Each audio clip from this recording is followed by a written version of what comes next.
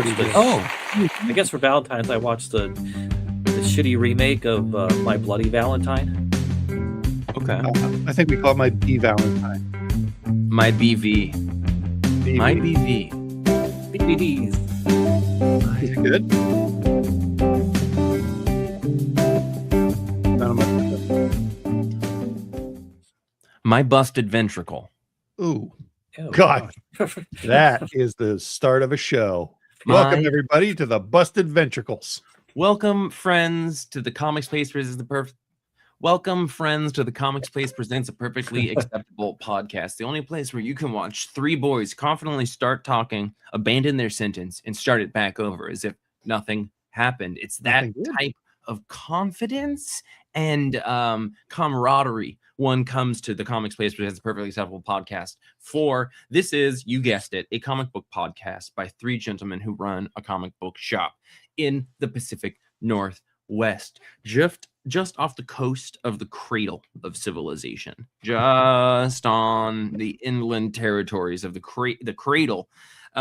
We love comics. We talk about them all the time, and we do that on a weekly podcasts. Listeners, you know, I'll wait. Go. Hey, buddies. Hey, buddy. Hey, buddies. I'm Jeff. I'm Django. I'm Rowan. I'm never quite sure if he's going to say it.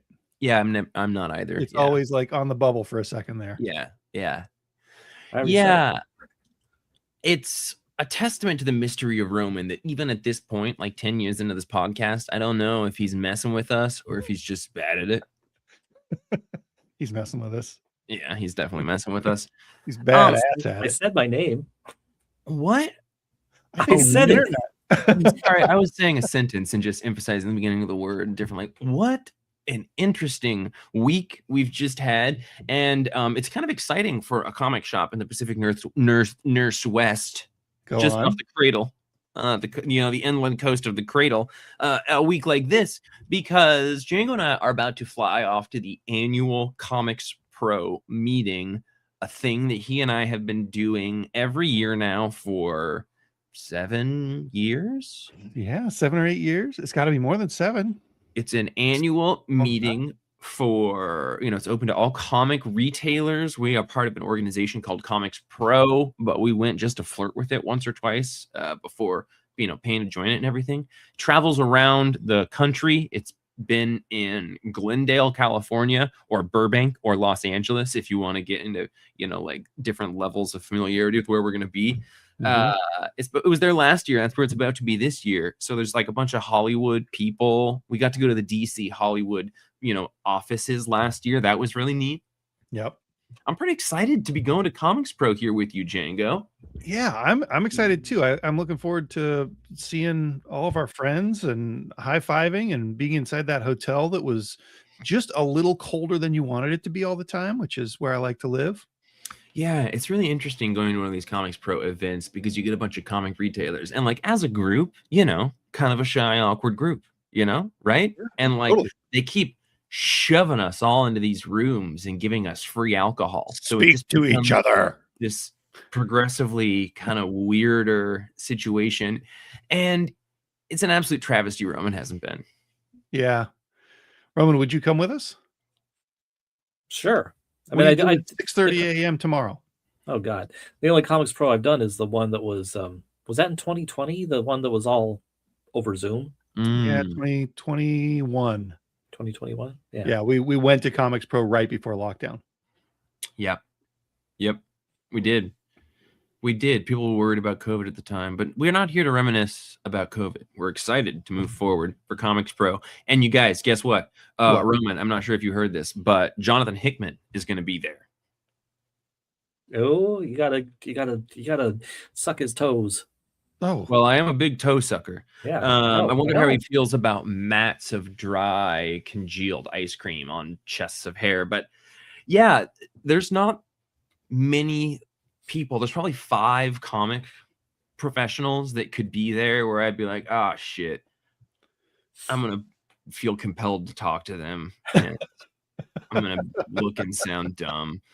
So I don't Scared? know Scared? what's gonna happen, but he is one of those 5 people, and we're gonna be around each other the whole time. So gosh. Let's see, him and Grant Morrison. Who else would be on that list? Frank Quitely, Grant Morrison, Jonathan Hickman. You know, I'll think about it throughout the rest of this episode, unless All it's right, yeah. unless it's Will Elmer's question for the episode, which we're about to get to. Okay. But definitely those 3. You know, maybe Jason Aaron is coming to mind, but Yeah, I could see that. hey, just a second, you guys. In a moment here, you're gonna have an opportunity to send and contribute to this video podcast that you're listening to and watching. Now, are they listeners or are they viewers? We're not going to discuss that right now. We'll table it. We'll come back to it later. But if you are a viewer, excellent job stopping by and being one of the people live on Facebook viewing this. You can also watch this on our YouTube Comics Plays feed after it comes out, after it's streamed here. You can also find it still on the Facebook. And then you can do the dang audio thing, where I know a lot of people like to engage in their comic book podcast while they're at the gym running.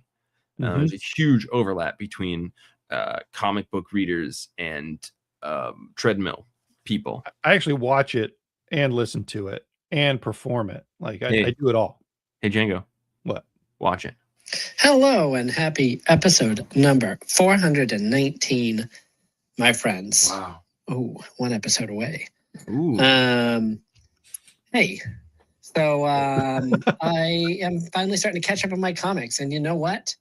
That pro tip that I think Django threw out a couple of weeks ago when, Jeff said, just stop reading comics. And Django was like, wait, our entire business model depends on Will spending money on comics on a weekly basis, and suggested that I read some of those issues back to back. Ooh, it worked. Oh, Django, way to go. Became slightly less daunting once I got into a flow of pick up 3 issues of what's this one? The Bat Fight one, and a couple of others. And highly recommend it. Maybe I should just be reading some of these traded in a paperback or collected edition. But either way, it worked.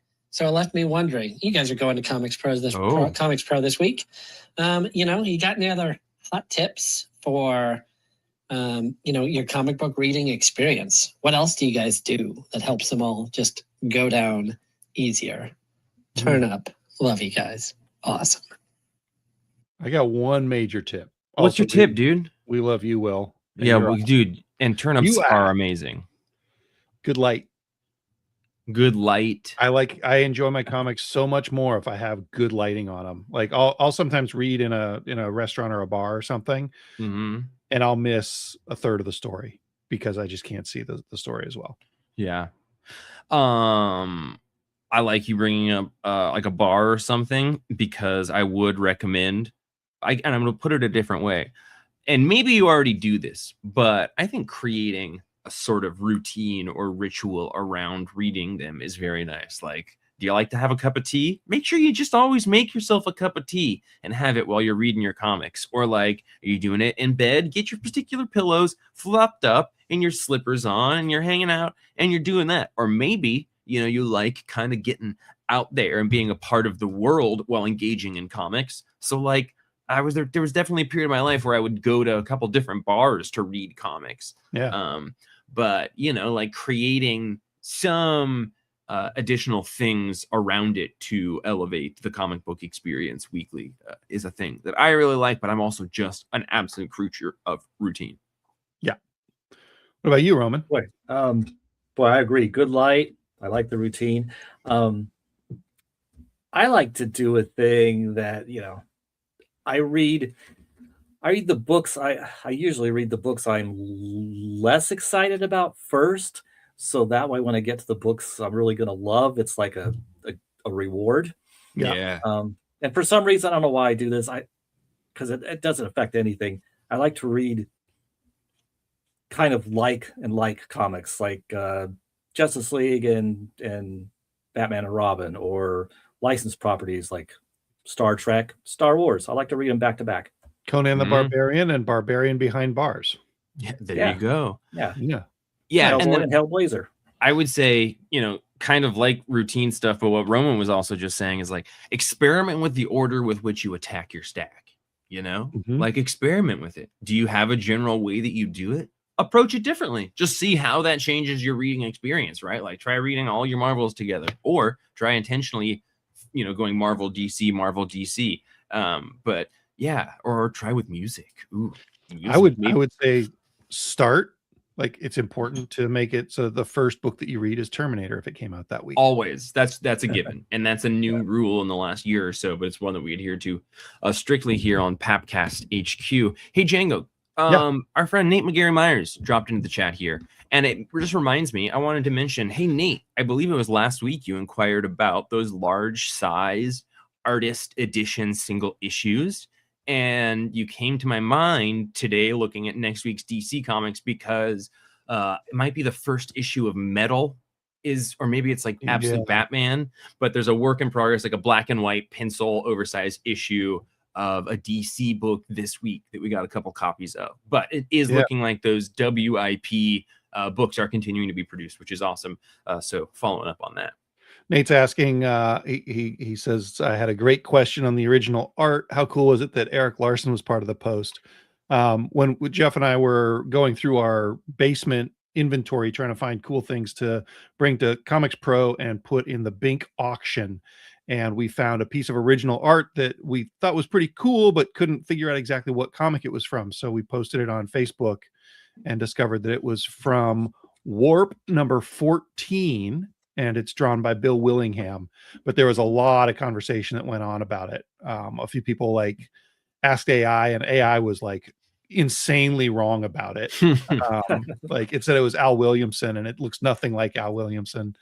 And it was insistent on it too. Like somebody found that, and then somebody else ran it through and was like, "Are you sure about this?" And it was adamant. It even like made excuses for why it was wrong. It was pretty cool to see like. Comic nerds just know instinctively that is not Al Williamson. Yeah. But yeah, Eric Larson was part of that, and that he's a big fan of art, man. Eric Larson, he knows some stuff. Yeah, and he loves comic art.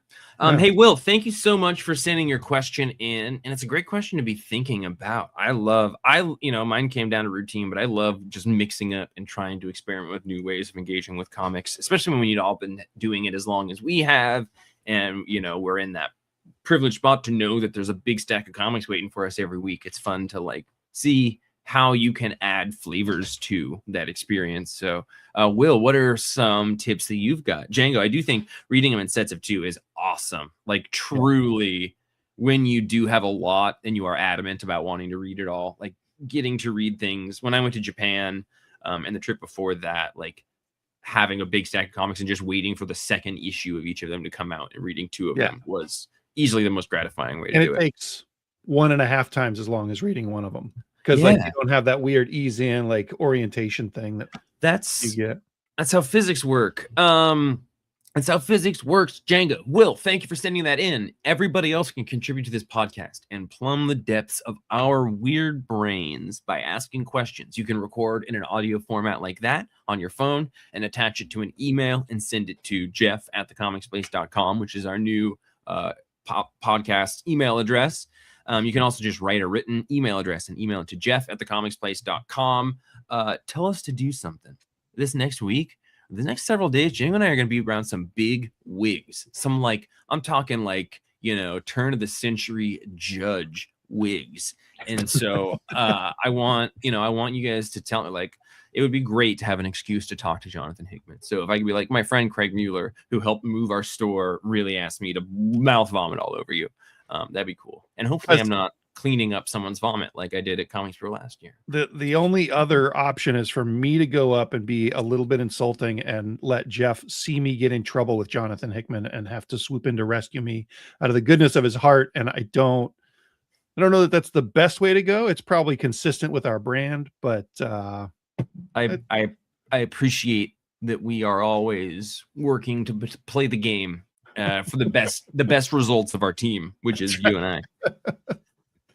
But it's time to start talking comics this week, and we have a pretty interesting. It was actually quite interesting week of comics. We have a very cool new #1 that came out this week that is highly worth talking about, because in the last year, Jeff's been very loud about having fallen in love with Dennis Camp, and very interestingly, like 2 years ago, DC announced that they were bringing back Vertigo.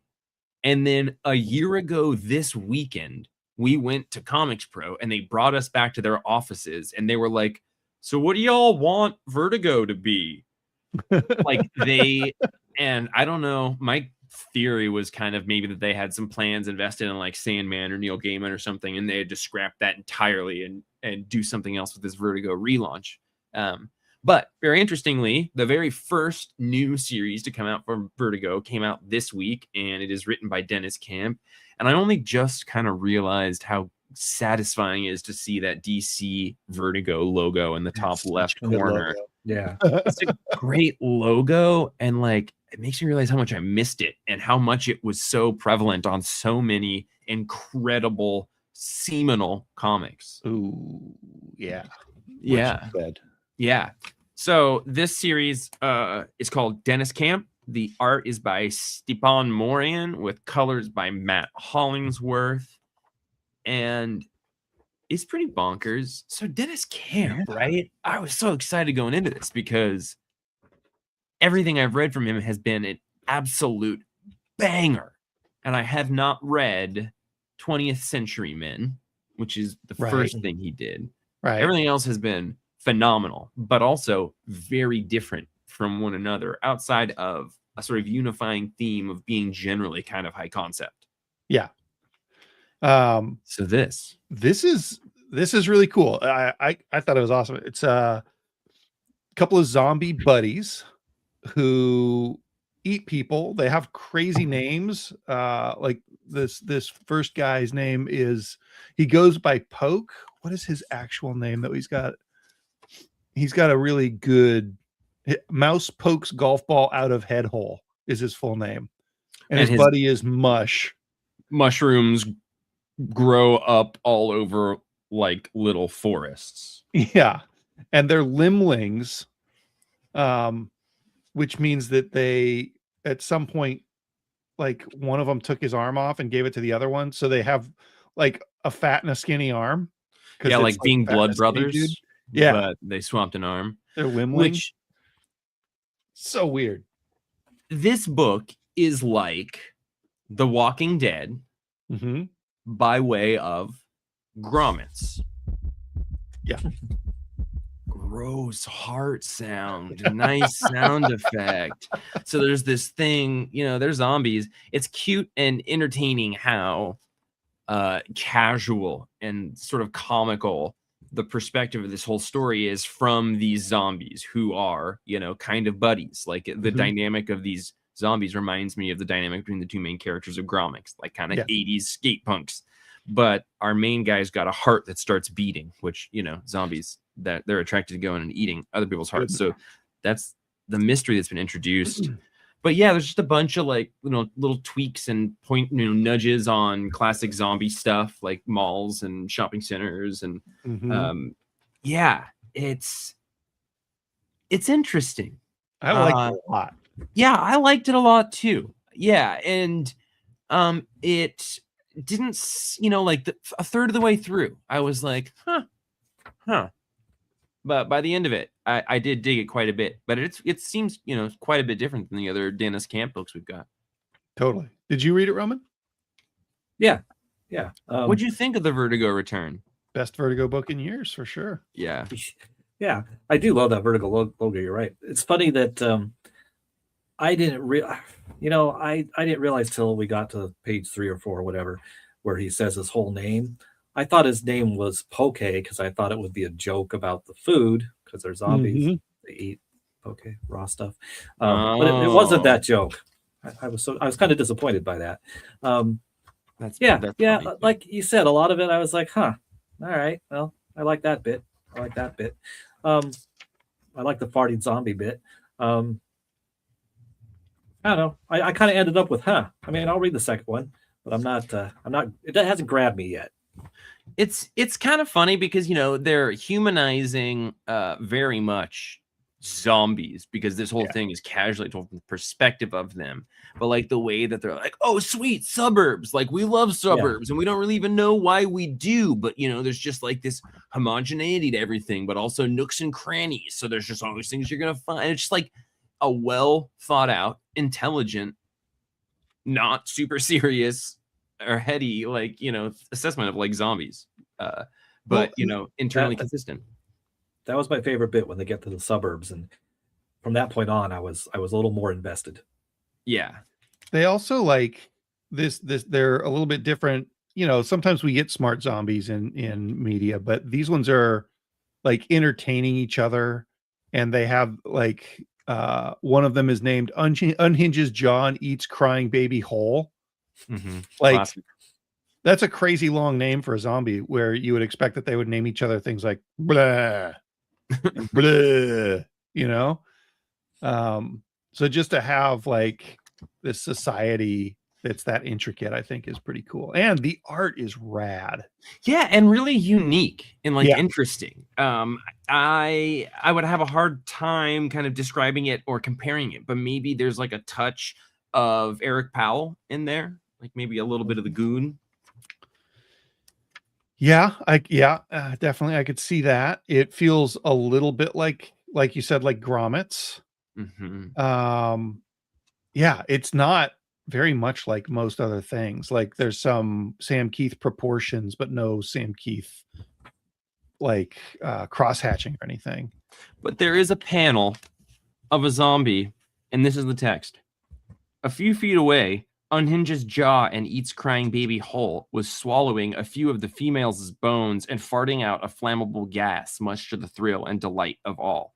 And it's a zombie farting and lighting it on fire in front of a bunch of people. So like I saw that and I was like, Django. I know Django enjoyed this panel right here. I actually enjoyed the next sequence even more, which was zombie with no body, just his legs, trying to communicate like through stomps and dances, and like that's hilarious.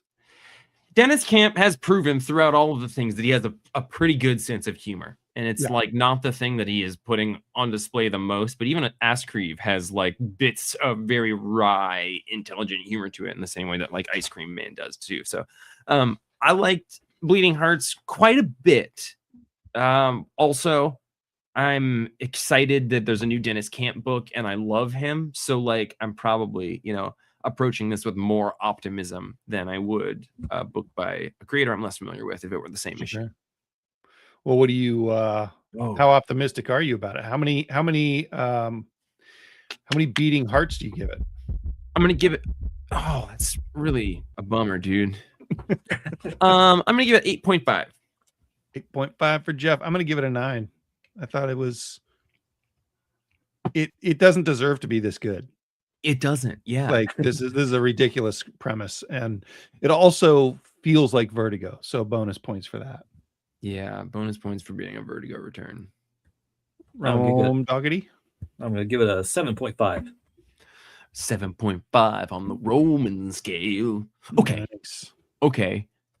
Vertigo, believe it or not, is owned by a larger sort of comic publishing company called DC Comics. Detective Comics. They had the first issue of a new series come out this week that I was pretty disappointed that Roman didn't read, because it is written by Teenie Howard, but has the beautiful, and I'm going to say sexy Hout art of Babs Tarr throughout the entire thing. Interior art by Babs Tarr, which is not a thing that we get often. She could pretty easily make her living off of doing covers at this point. So getting a full issue by Babs Tarr is fantastic. It's a Black Label book. It is like 32 or 34 pages. So it's, you know, issue and a half. And the art is phenomenal. Teenie Howard has written quite a few things at this point. And in general, it's not a name that I stick with on her books, but I think this is my favorite first issue that she's ever done. So I was pumped about this one. And, you know, well, I had like my reservations going in, but yeah, it's Catwoman, Black Canary, Poison Ivy, and Harley Quinn. It's Black Label, so it's like out of continuity, and it takes place at a time where Black Canary is kind of new in the friendship circle with these three who, are kind of known as criminals, but they don't all know that Bruce Wayne is Batman and Catwoman is dating Bruce. But, so yeah, there's just, it's a specific kind of moment in DC Batman time. But I'm rambling. Django, what did you think? Didn't read it. You didn't read it? Oh my God. No. Oh, I'm so sorry. I didn't even know that it came out. Dang, holy crap. Let me just confidently make book 2 a book that I only read. Okay. Well, dude, you guys, this was really good. Roman, I think you would really like this. The voices for all the characters are fantastic. It is almost like that Harley Quinn animated show in terms of the voices for Harley and Poison Ivy just being really good. It's not quite as comical in this one, but this is like a little bit more down to earth, but it's really great. The characterizations for all the girls are awesome. The social dynamics, but then Babs Tarr, like her art, we have her not safe for work stickers that we sell at our store because she likes to draw hout stuff and she's good at it. And she's been, drawing now the coolest ladies in DC. Got Ollie Queen in here. Roman, I think you really should read this. I think you will like it a lot. I think any fan of one of those 4 primary siren characters would be really excited about this. It's a better one of those lines that I've ever read, honestly. And then the art really steals it. So, yeah, cool. Roman, check it out. You're gonna dig it. You just got like a hyper sexualized Harley Quinn in here who's like falling in love with every random person, and like Poison Ivy's just cool as hell, and you'll like it. Cool. No, I'll give it a shot. Definitely. This after the podcast this coming week. I gotta admit, when I saw I'm not a big fan of Teenie Howard's writing, so I think that's what put me off. I was like, oh, she wrote everything. So totally. Yeah. In general, I don't love her work, but this was really great. Cool. So I gave Sirens Love Hurts book number 1 a 9.0. You hear that? Sirens. Wow. Yeah. Perfect. Sirens. Almost like we rigged that. Oh, wow. Almost like that. That's really good, you guys. Okay, Django, what's something that you read that I didn't read? Please, for the love of God. Oh, what's something that I read that you didn't read? The Thing on the Doorstep. I'm guessing you didn't read.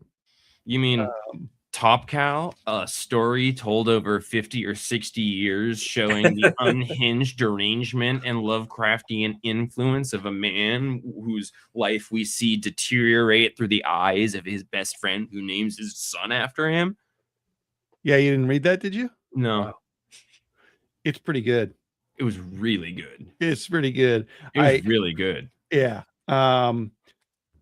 It blows me away that we got through this much of the first issue without anything really horrific. Like there's a crazy, like an insane asylum at the end. Yep. The beginning of the issue starts with a very, recent event, and then we jump way back. And are jumping kind of rapidly forward through time towards that very first moment.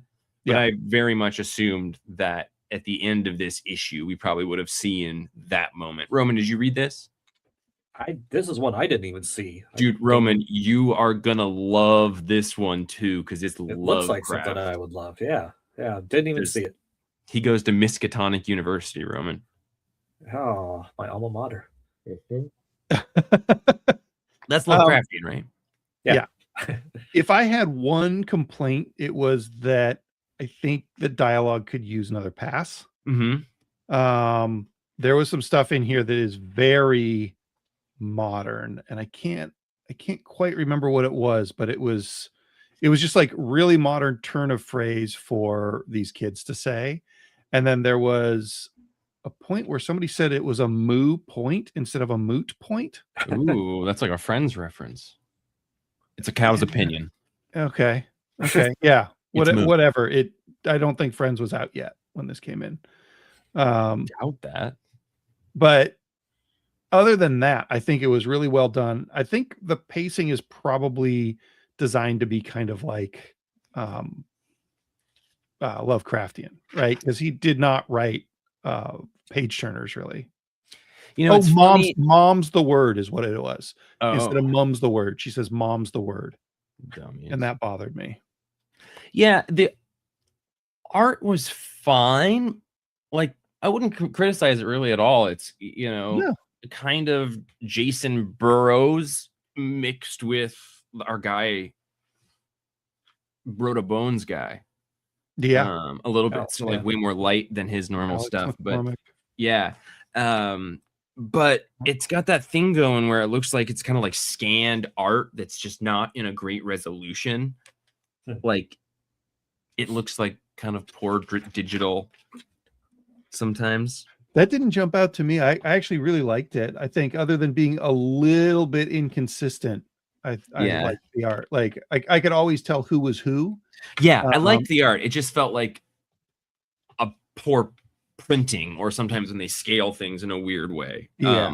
That like it just looked kind of like detail changes, detail level changes from page to page. Yeah, but no, I agree. I think the characters, like some of their faces were janky, but they all had very strong, unique appearances. Yeah. Yeah. I think this is a really good book. I would give it an 8.5 if I hadn't found typos and things way out of genre. So I'm going to give it an 8. I'm going to go 8.5 with it. And Roman, you read this book. Okay. You read this book. Read it, I'll report back. Yeah. Yeah. I think you'll dig it. Yeah. Taking a break from books, you guys. Yeah. Nate's got a question for us. Yeah. What do you guys rate the Skinbreaker series so far? I think that came out last week. I thought it was the last issue. And I was super stoked when I discovered it wasn't the last issue. So I guess that's a pretty good rating. I think there's one issue left. That's a short book. I assumed it was going to be longer. Yeah, I thought it was ongoing. It's Finch's art. I think Finch took 17 years to draw what he's drawn so far. So that makes sense. He drew it all double size, which is like 4 times the ink. Mm-hmm. And I think he literally spent 8 years drawing it so far. Bubba says it's 8 issues.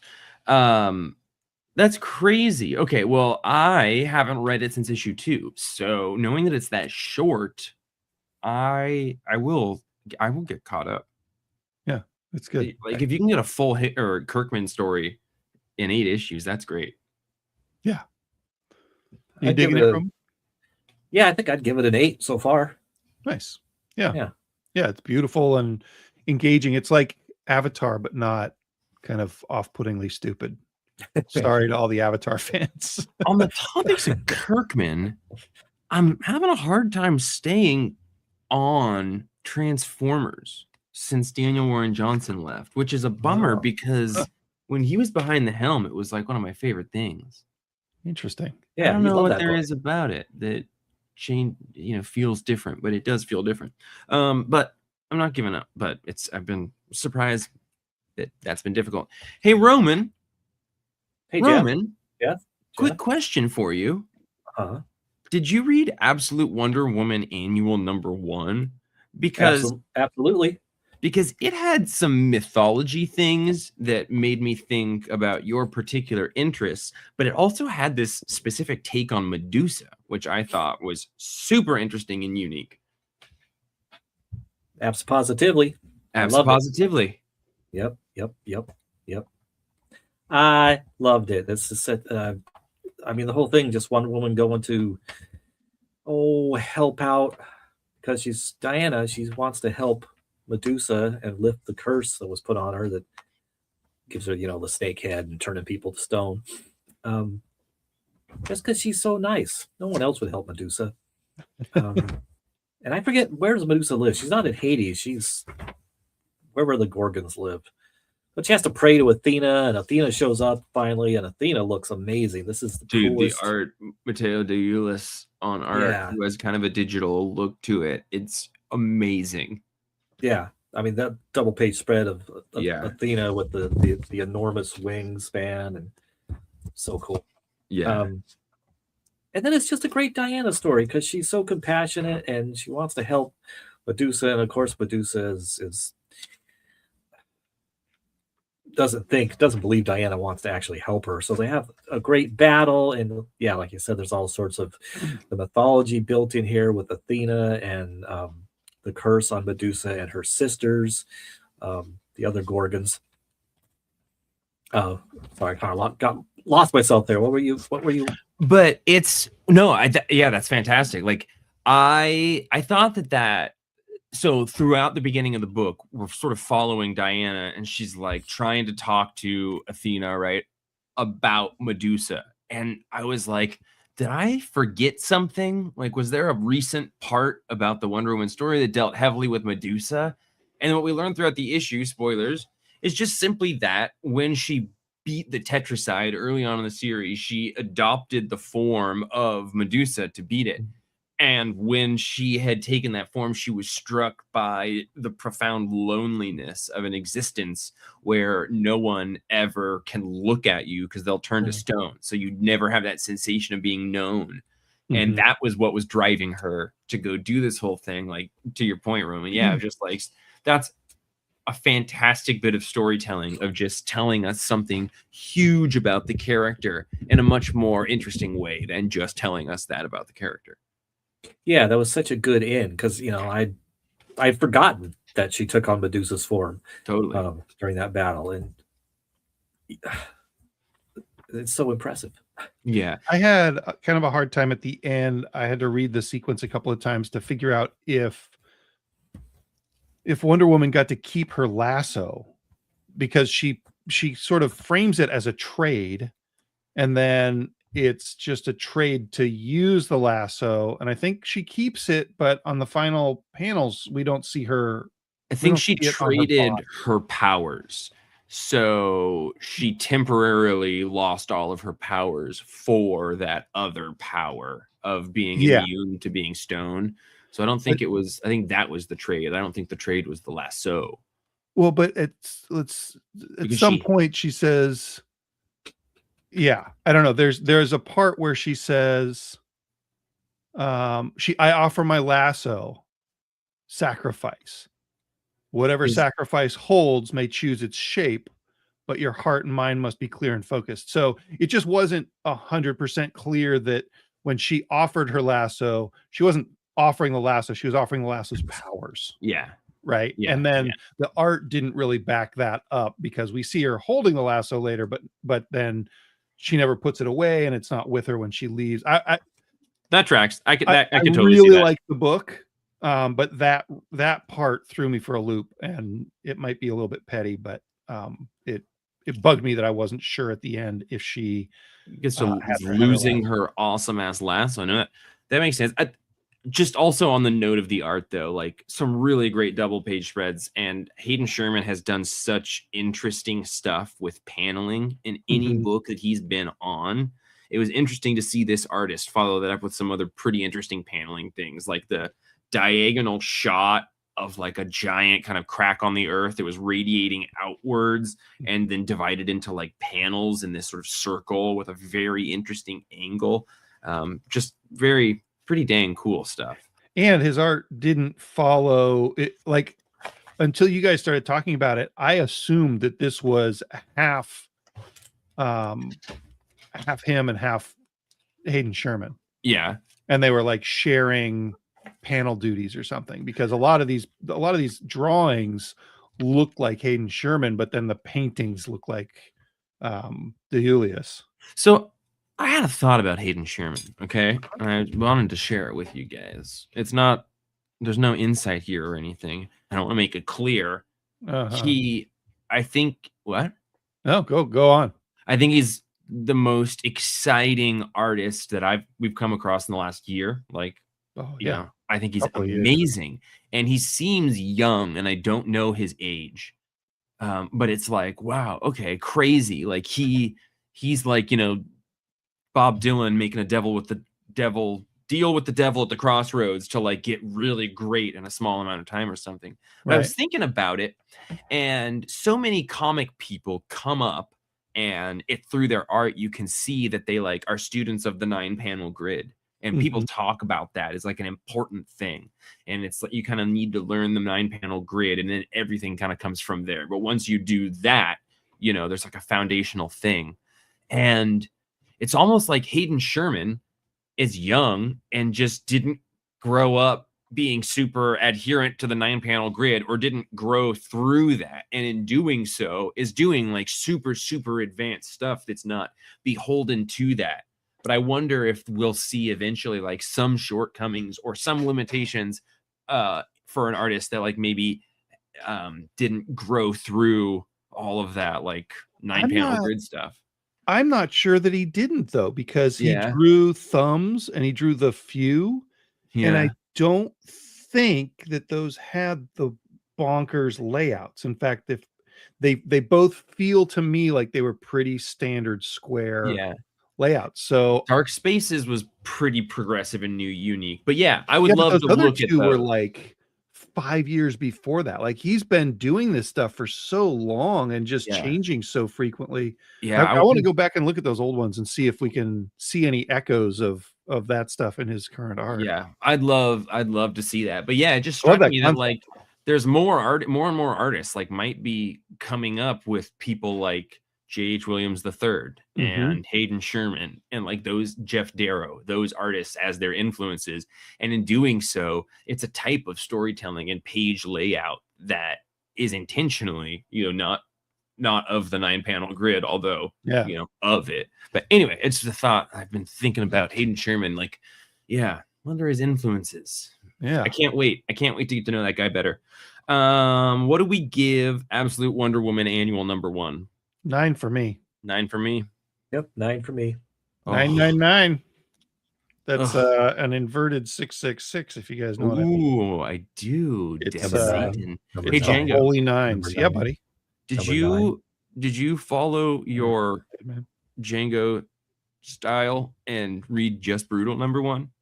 Just Brutal #1. I did read Just Brutal #1, Jeffrey. Roman, did you read Just Brutal #1 from Ignition Press? I just did not.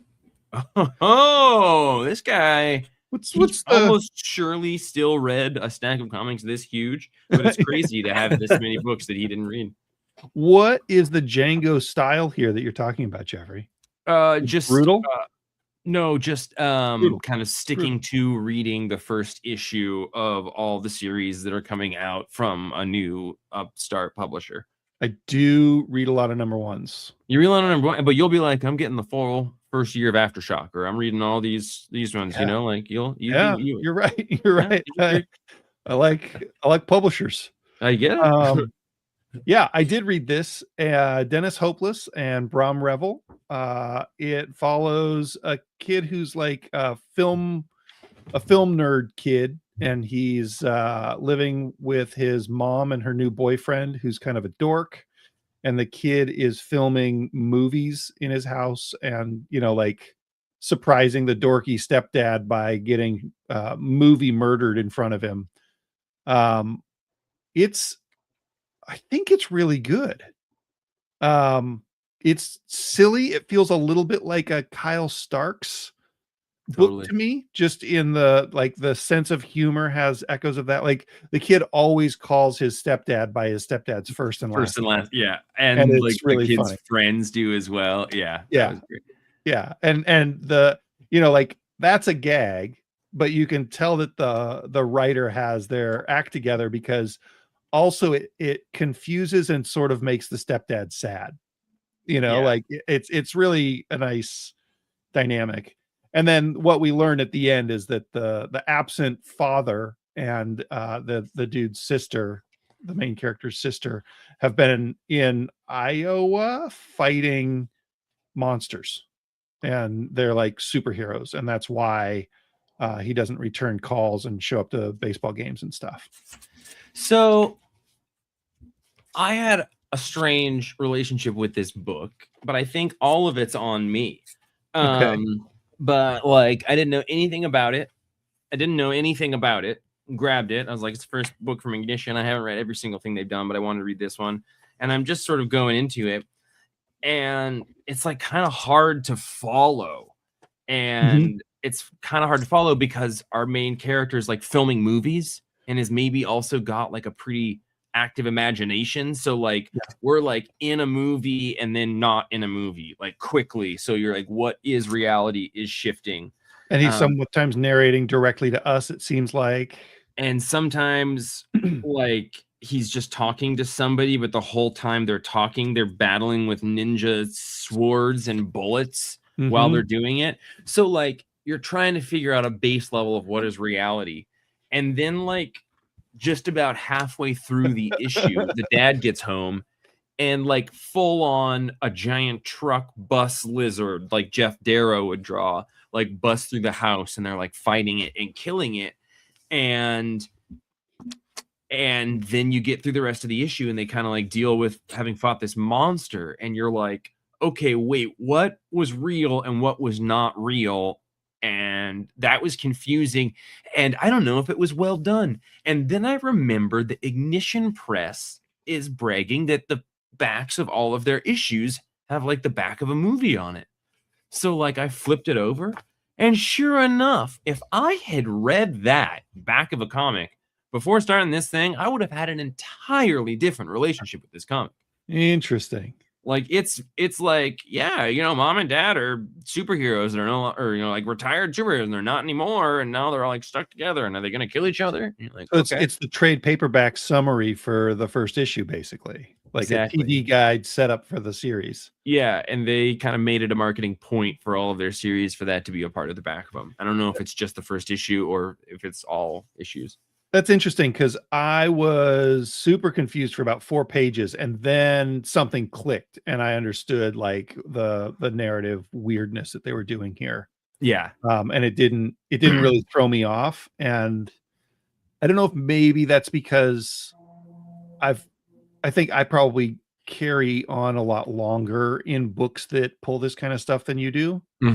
Like this is interesting and uncommon, but not unheard of. No, like I thought I got it. I was like getting it with the jumping around, like the movie, and like the samurai talking to a friend. Like I thought that was all normal, and then till like the crazy things showed up, and then I was like, wait, what is this real? But I think that's intentional. Like I kind of think that's you know, yeah, I think it was good. But it was a very unique experience of reading it and feeling like I was understanding what was going on. Yeah, I do read most of the Ignition #1s. I don't always go into issue 2, but this I'm interested. I want to read the next couple of issues. Heck yeah. I want to hear Roman talk about something that made him happy. I give this one an 8. Oh yeah, you got to score that. I'm going to give it an 8.0 as well, Django. Good call. Nice. What made me happy, Jeff? I want to hear about a comic that did. Oh! I thought you had something particular in mind. I do have a comic that I read on my list that I didn't. If I had to guess, I think made you very happy. I bet it is. Yeah, it's Action Comics number 1095. It sure as heck is, Roman. That screamed Roman. I put that down, and I was like, "Oh, Roman." It's one of those comics that I'm just like, man. Mark Waid is so wonderful. I mean, just classic Silver Age stuff. Pete Ross, Clark Kent's best friend from Smallville. Long ago, that's in the 50s, I don't know, discovered that Superboy, Clark Kent, is Superboy when they were on a camping trip because he happened to wake up during and see outside the tent during a lightning flash that Clark turning into Superboy and taking off. But that's been the most that anybody's ever done with it until Mark Waid gives us a story, first part of a story where Pete is so realistically like trying to figure out and feeling crappy and depressed and angry that his best friend has this huge secret that he wouldn't trust him with. And, you know, they're teenagers. I look at the spiral Pete goes into because he's like, how come my best friend doesn't trust me? What do I do with this? Do I confront him? What do I do? And it's just such a great angsty teen angst issue. Loved it. Yeah, good resolution, good kind of pathology throughout the whole thing. Yeah. And Clark's, acts like Clark would, and Pete acts like Pete does, and just it was just such a great idea. It's one of those comics that like, wow, why has no one ever addressed this before?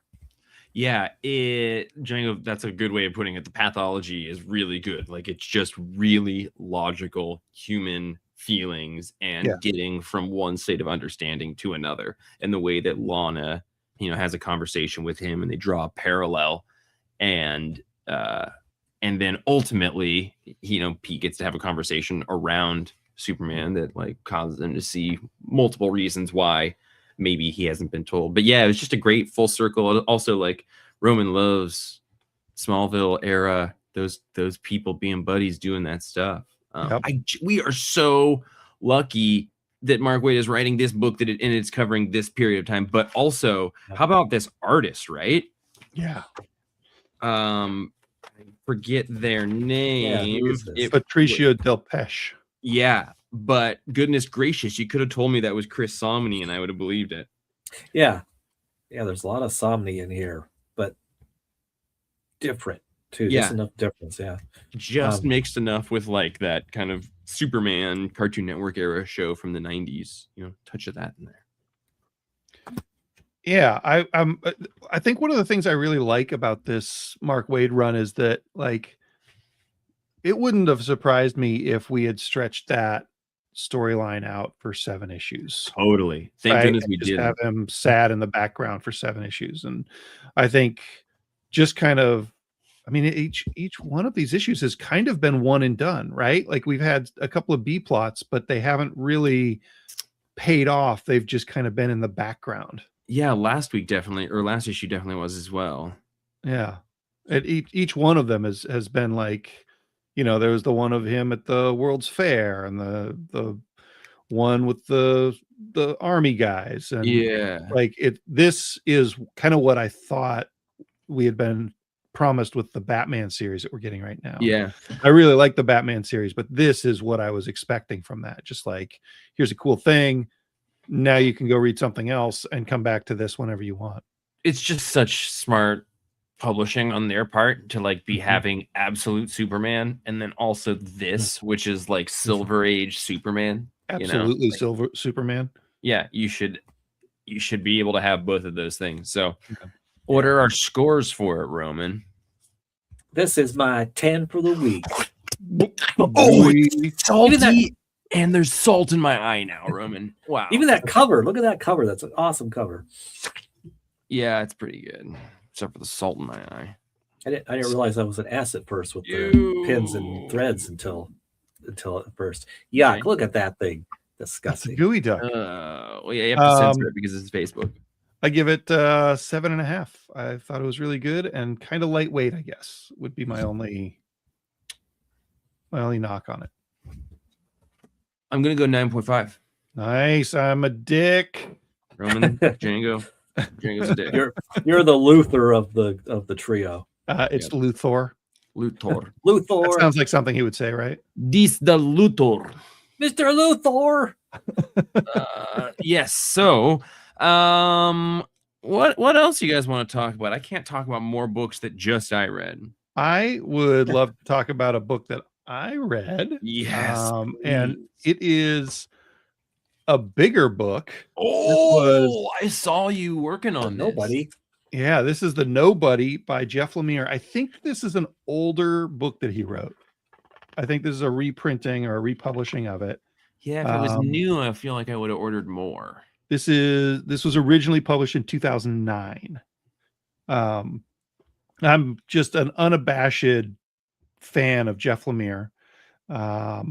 This is black and white and blue, and it's just basically telling the story of, like, spoiler alert, because even though you can guess it from page 1, you're not really sure for quite a while, but it's telling the story of the Invisible Man after he leaves his science situation in the big city. And he goes to this little tiny town in Canada with snow all around, and there's a kid. She walks through the snow sometimes, and you can see her footprints. It's very Jeff Lemire. But like, the Invisible Man has this shady past, and he's, it's just a cool follow-up to that story, and him just making bad decisions, and this small town trying to deal with the fact that they had all this stuff happen. I really enjoyed it. I don't think that it's Jeff Lemire's worst work, but even if it was, it's worth reading because he doesn't really do small town Canadian snow kid walking in the snow drama without hitting the nail exactly on the head. And hopefully it's the nail that you want him to hit. But he does exactly what he wants with it. So That sounds like a really interesting story pitch. Yeah. it's good. I would give it an 8.5. Yeah, heck yeah. Invisible Man after he's done, stalking that lady. Yeah. Yeah. Yes. Is he still a jerk like in the original movie? Well, he's not a jerk. He's alone. He's hiding out in a hotel and he's trying to find a cure for the invisibility. And part of the conceit is, and I think this is from the original story, the invisibility serum also makes you insane and violent. But he's gotten through the insane and violent part because he's taking some meds to keep himself stable. But he's looking for a full reversal. So, yeah, he's not the crazy person that he was when he first turned invisible. And I only really know that because I just finished reading the Invisible Man series from James Tynion and well-timed publishers. Yeah, that was also good. I don't know if you guys have noticed, and I don't know if this is like some trademark expiration or something, but all the Universal monsters are having a heyday in multiple types of media right now. We've got Dracula. Dracula's out. The Bride is out. There was maybe there was even another Dracula or another Frankenstein recently. They're just like spamming us with these characters. So I don't know if it's in the air or if it's in the courts, but I'm digging it. I just have to mention that I read Wade Wilson Deadpool #1, and I have to mention it because Django, you didn't read this? No, I didn't. Okay, well, at the beginning, we're on this farm where like drug production's getting made, and you got some rednecks, and they're like, very Breaking Bad, like a farm out there, and there's this big cow, and it's in pain, and this guy gets shot in the back of the head. Cut to an image of Deadpool escaping out of the ass of a cow. Look at the cow's head there. All right. And I was going to be offended. Look at this next shot of him falling out of the cow's butt with all this fluid coming out. Yeah, that's real Ace Ventura right there. It's very Ace Ventura. I like it. But I'm a big Ben Percy fan, and I don't generally get super excited about a new Deadpool series. There has been arcs of runs that I have enjoyed, but it's been a minute since I've enjoyed one. And this first issue I thought was actually really great. It was a really good setup for a first issue, and the humor is right there. Who's drawing it? This is art by the one and only Jeff Shaw, who did the Thanos Lives arc with Donny Cates. And shares the sounds of a name with you. Shaw. Shaw. So I'm going to give Wade Wilson Deadpool #1 an 8.5, a surprising 8.5. Nice. That's a high score for a Deadpool book from you, I would think. Yeah. And now I'm thinking, like, we've been here for an hour and I need to start packing to leave at the butt crack of dawn with Django tomorrow. Yeah. It's early morning coming. Early morning. Did we want to discuss that one last book before we go, or just there was a big one that came out. Yeah, there was a big one that was really good. Are we talking about the same one? I think so. DCKO. Yeah. Okay, good.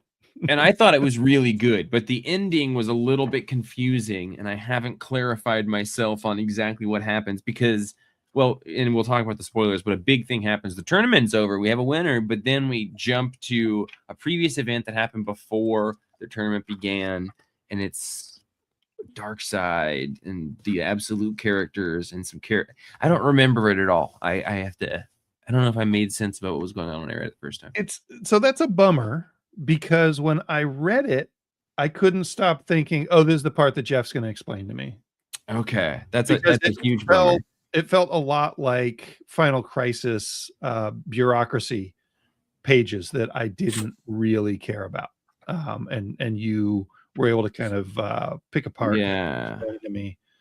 The problem of me being so excited to read this book that I read it a while ago.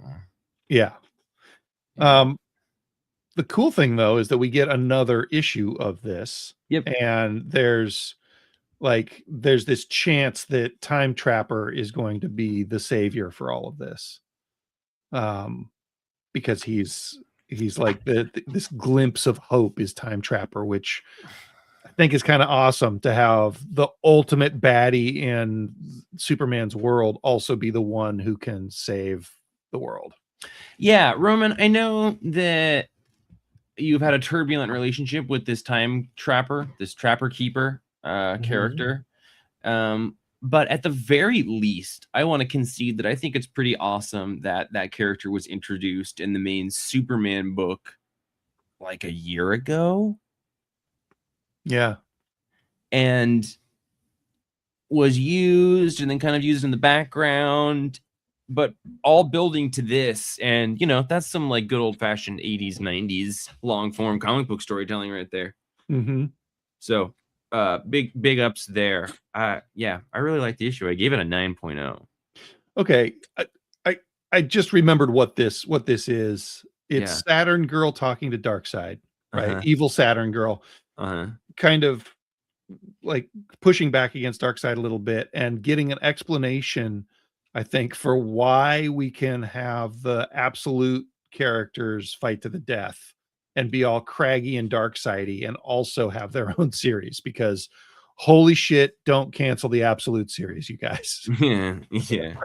No. Marvel's doing it with the Ultimate line. We think there's some big reasons to do it. No, they just like plucked them from a moment in time, and I think it's like a branching time thing.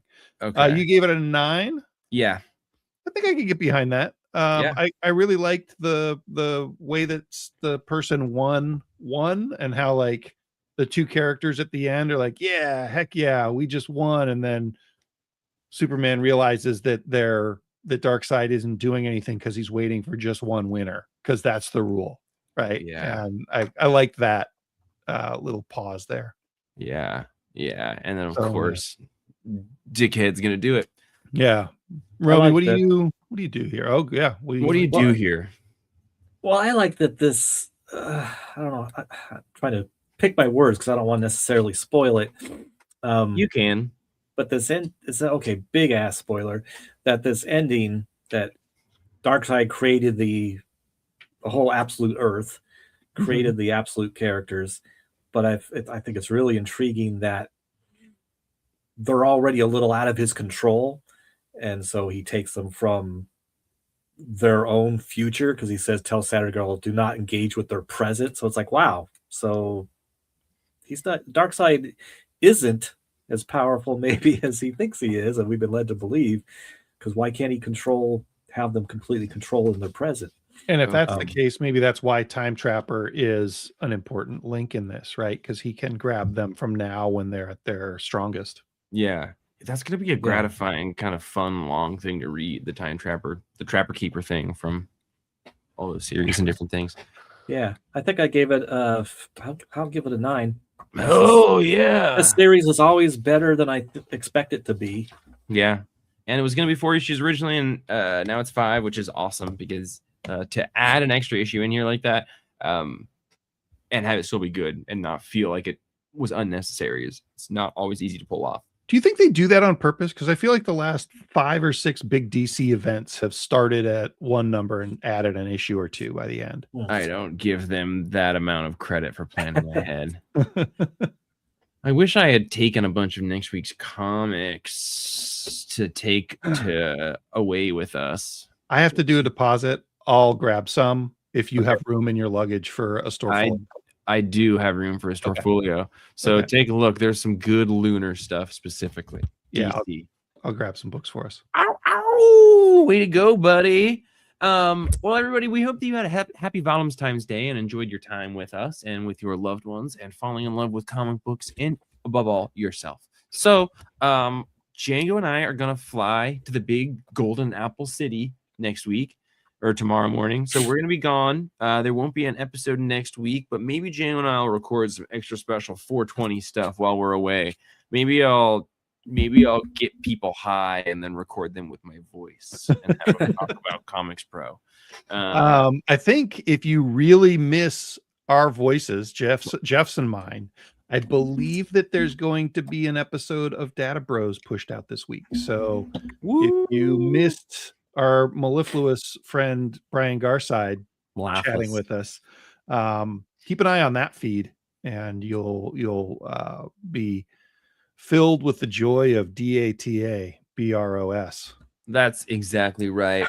Gosh, I love leaving, but I hate leaving because comics are so cool. Gosh, it's gonna be good. We'll be back though. All right, everybody. Thank you so much for listening. As always, don't forget to continue watching the skies. That's an important part of the whole thing. And there's a book called Smile for the Cameras. What's that? I'm Jeff. Oh my gosh, Jenny, you also have to get the final issue of Ultimate Spider-Man. That's going to be in a Penguin book that'll have the title on the top. Yes. I'll call you when I get to there. Oh, yeah. Ooh, and Wolverine Weapons of Armageddon, too. What a week of comics next week.